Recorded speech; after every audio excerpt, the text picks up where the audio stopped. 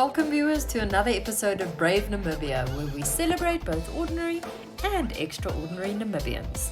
In our first clip today, Tanya Bowser chats to Namibian actress Girley Jazama, who with her role in the movie The White Line won the Sotigui Award as the Best Actress in Southern Africa, as well as the prestigious Sotigui d'Or for the Best Actress in Africa.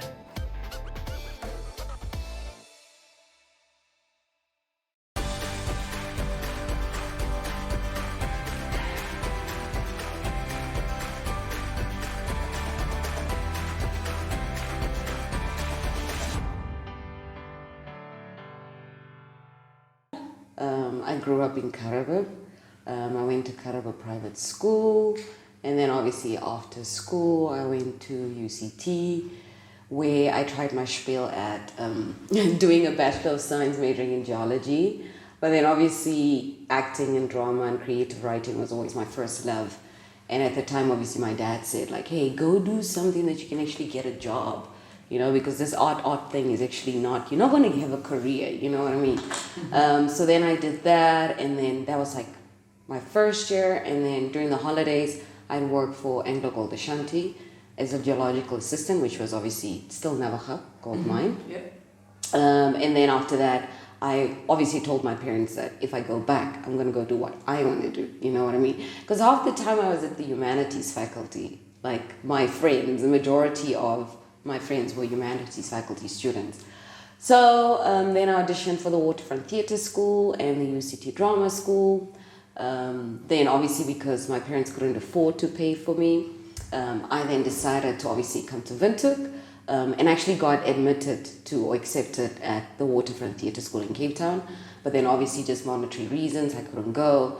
So then I decided to come to Namibia and went to the College of the Arts, paid for my fees myself, basically because I worked for a performance company as a ballet dancer, and then I also worked for a dance studio, and I have my bronze teacher certificate in ballroom and Latin dancing. And then at the same time I was obviously studying theatre, so yeah, and then the rest is history. School, we had a drama section. So I did we did a musical where I played James Brown, where I sang like, I feel good, da da da da da, to the point that my mom didn't recognize that it was me after the show. When I walked down, she's like, so when are you going on? I'm like, I was on, Mama. And she's like, who are you? I'm like, I was the guy, James Brown. She's like, oh wow. And then we obviously did The Lion King, where I played Rafiki. So I think my love for that came from there. What, for me, the responsibility of what we do as creatives, it's also us paving the way for others. Do you understand? So if somebody's able to see somebody that looks like them on screen, that gives them hope that, hey, if they could do it, I can do it. You know what I mean? Because also, I think there's also not a lot of kids are academically inclined. Do you get what I mean? So that way they fall through the conventional school curriculum because they then perceive to be stupid. But actually they're not stupid. They're talented in other things. They might be great sculptors, they might be great visual artists, they might be great poets, they might be great dancers, they might be great graphic designers or art directors or actors, or maybe even a director of photography that's not been discovered as yet. I believe in continuous development. So I've always attended acting workshops, auditioning workshops with various people. And then also in 2017, I went to Hollywood Immersive in Los Angeles, which at the time, obviously I was looking for sponsorship, but nobody budged. So in the end, I paid for it myself out of my own pocket. And obviously with the help of my family, my aunts, my sisters, my brothers, and yeah. And there I obviously learned that you can't wait, because obviously usually if you think as an actor, you're just an actor, so then you're waiting for other people to create movies so that you can work. But now what I was taught there, I need to create opportunities for myself. And that's why I, obviously when my friend approached me and said like, hey, would you like to produce The White Line? I was like, yeah, sure, because it was literally just after I came back from Los Angeles. And then I'm like, yeah, sure, let's do this. And then obviously everything just continued, snowballed after that. where I then obviously got asked or collaborated with other people also to do Bajo and the Giants, which I co-wrote, co-produced, and was production manager for. So, yeah. The White Line, we basically filmed that in 2018, and then it was released in 2020. And with the White Line, I'm the actress, the lead actress, and one of the producers. And then Bajo followed suit. Bajo we did in... Did we film in 2019? Yeah, Bajo. And that one I co-wrote, co-produced, and was a production manager for. And then last year I did Under the Hanging Tree, which is directed and written by Perivi Kashavivi. And then after that, in August, I filmed Die Vermessene. And you speak perfect German in that. Did you have to learn that? I had to learn German. Because here's the thing, at least I knew the basics of German, because I had at my school, Karabe Private School, which was back then Karabe Privatschule, we had, in primary school, it was compulsory for you to have German. So I had German in primary school, and then obviously high school, I dropped it. And then I went with the Afrikaans, because I was like, no way that I'm going to write essays in German. No. Especially those grade 12 essays that you eventually have to write, and can't imagine doing higher grade and German in higher grade. So but I had to learn to speak German. So my voice coach or my accent coach, I don't know which one he would like to be called, was Florian Schott. He's a very good friend. So we had I think it was a week and a half for us to nail all of my dialogue. I think the high point for me would be being able to learn a language for a movie. Because in the White Line also I'm Herero, but at the time before we were shooting the White Line, I wasn't fluent in Oshierero. So I had to learn Oshierero, and that was 3 months. And then with Die Vermessene Mensch, I had to learn German. So for me, and being able to pull that off and being consistent, because I always feel I'm only as good as my last job. Nobody's going to go back and look at, hey, what did Girley do 17 years ago? They're going to look at the last thing that I did.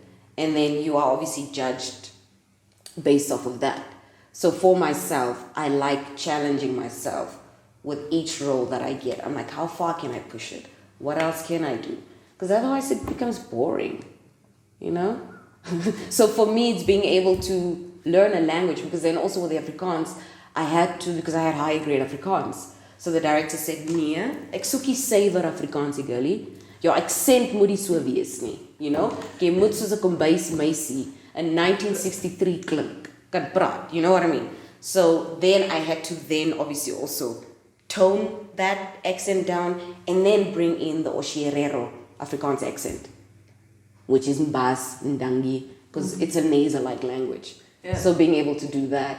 And then I think obviously for me, the other would be, I've been nominated so many times as an actress for so many things, and in 2020, I won the Sotigi Award for Best Southern African Actor, as well as the Sotigi d'Or, which is basically the Golden Sotigi, which means you're the best actor in Africa.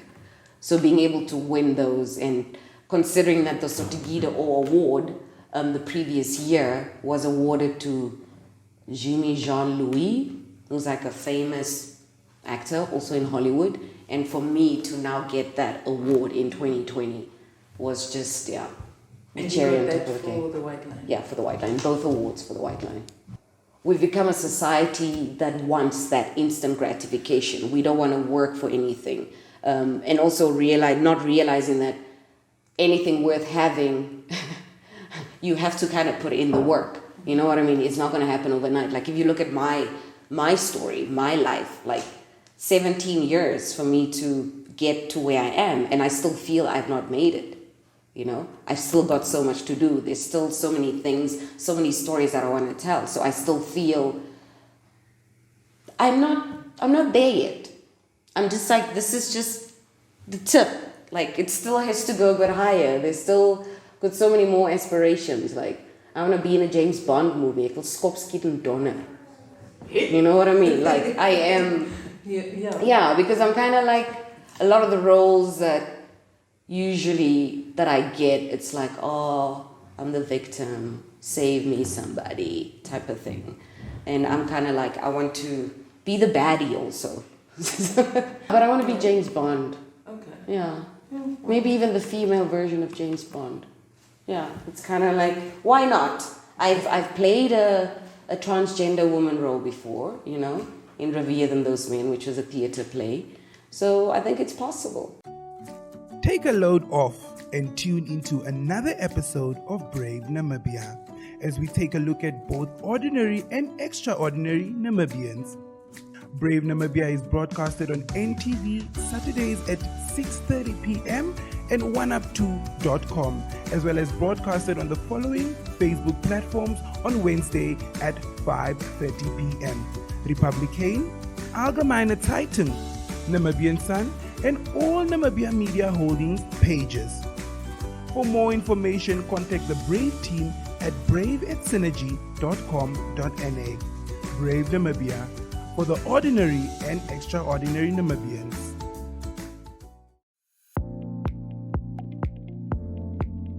Newsprint Namibia is a web offset printing operation that specializes in the printing of newspapers and commercial inserts.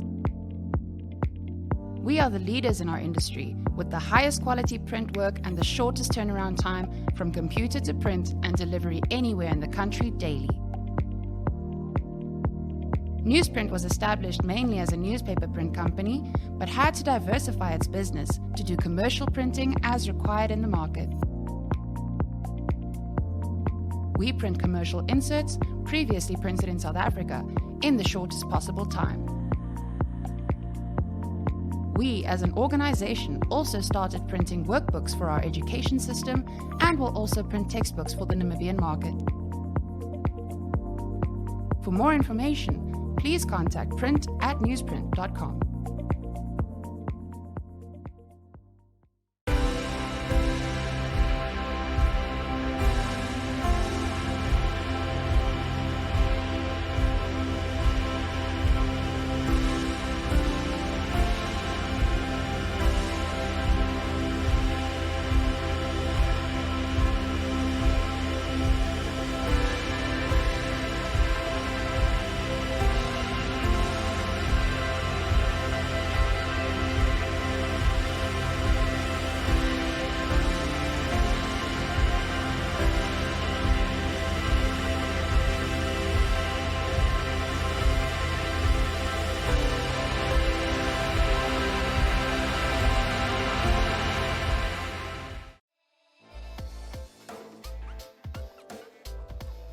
Next, we meet Isabella Dala, an acclaimed baker from Oshakati.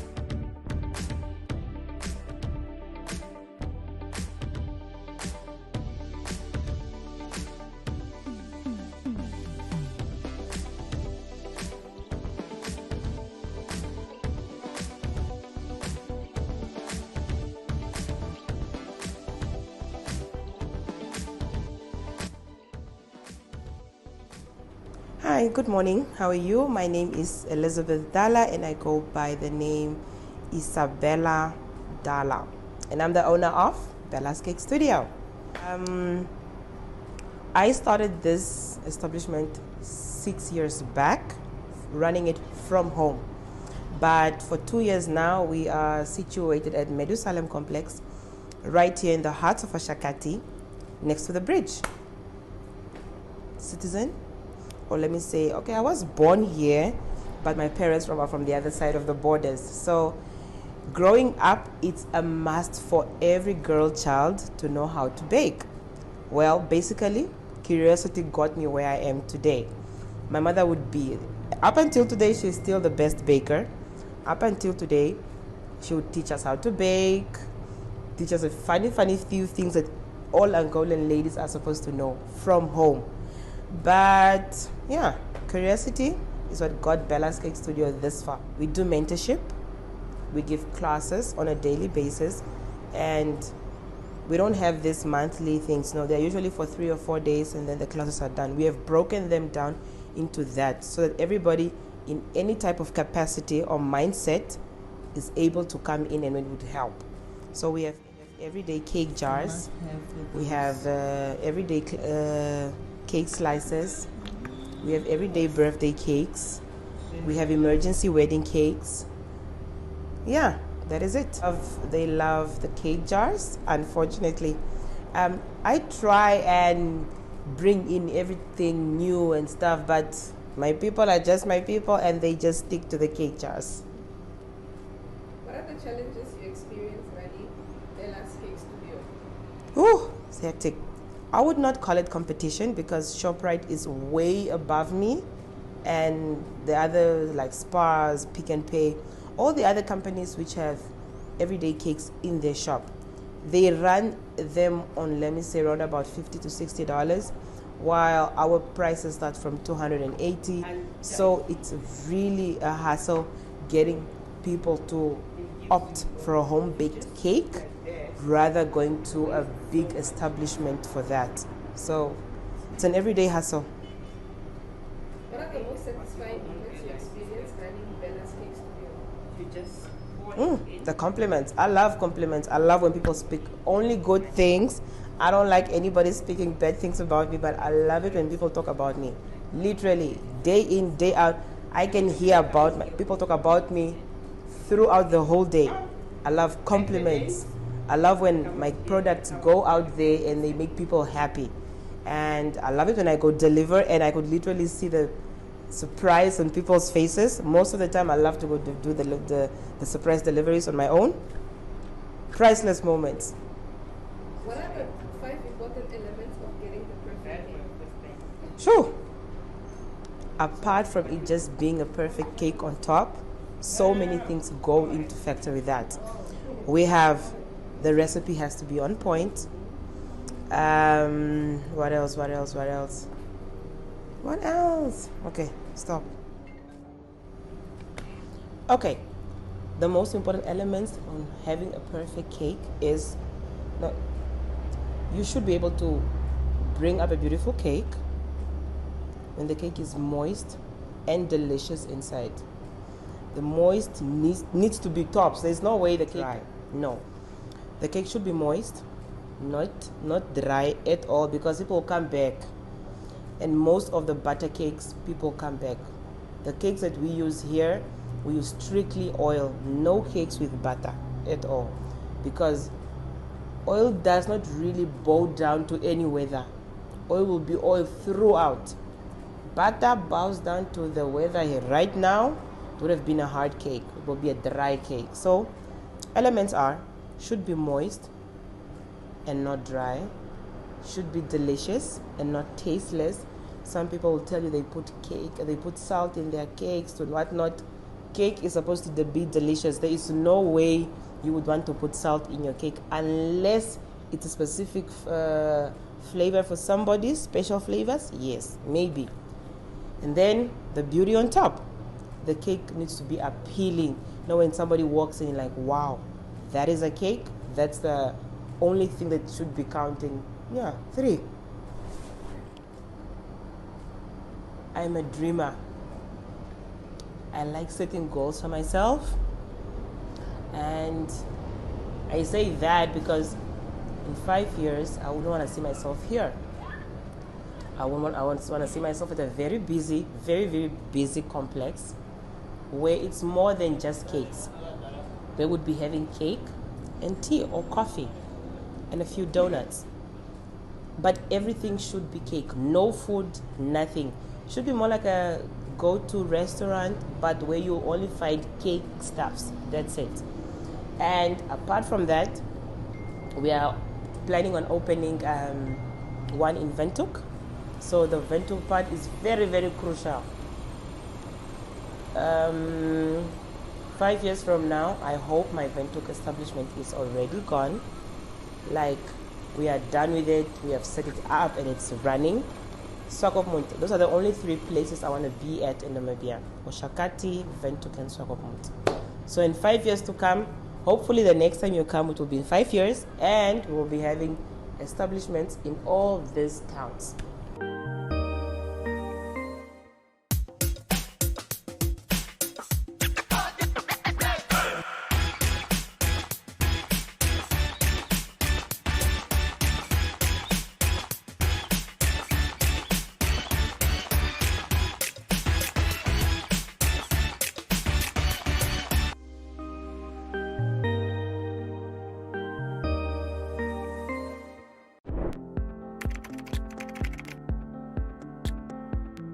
We can prevent violence against women before it happens. It means tackling the root causes of violence, working with men and boys to end power over women, which is often normalized and justified.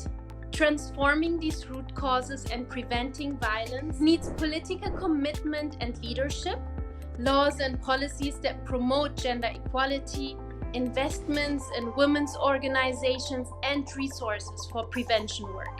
But prevention also starts with you. You can start by educating yourself. Speak out when you get a chance. Advocate for survivors' rights and always listen to survivors. Preventing violence against women and girls before it actually happens is the most effective way of ending it. So let's start now.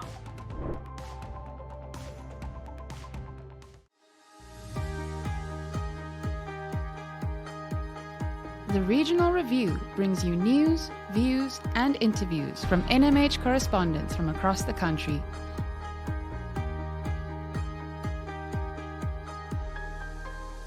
If you would like to feature your brand or campaign on this platform, contact regional@synergy.com.na.